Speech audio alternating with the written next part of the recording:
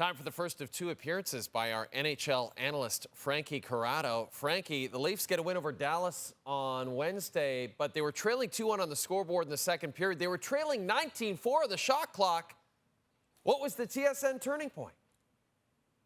Two things that happened for me, Jay. First of all, Joseph Woll was great, especially in the first period. Dallas generates a lot of high-quality chances. Woll makes the saves that he needs to make.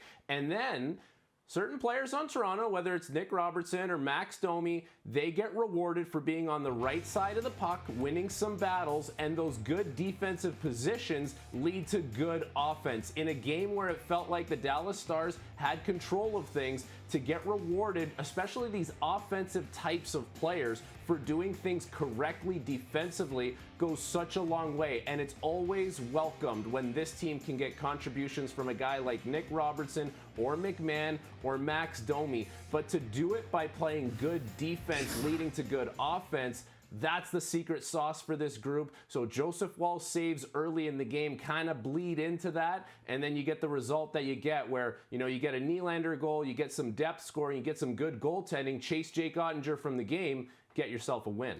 You mentioned Nylander, so they pair him with Matthews and Marner on the top line. It's wild, all this talent on one line. Did it add up to what you thought it should add up to, Frankie, on the ice?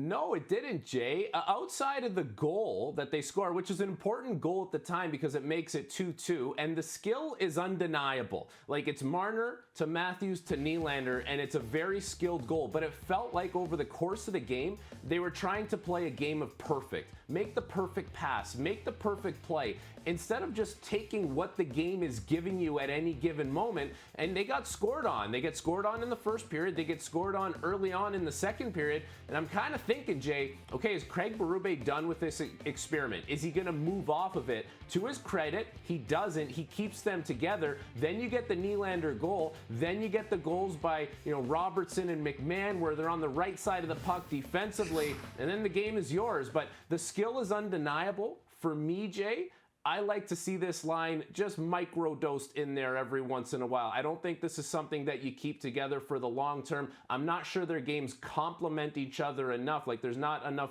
of a different type of player on the line. But when you know you need a goal, you can do something like what happened tonight, where Nylander scores a goal, gets a little spark into the game, and you see what the skill can do for you. But I'm not sure it's a long-term solution, these guys playing together.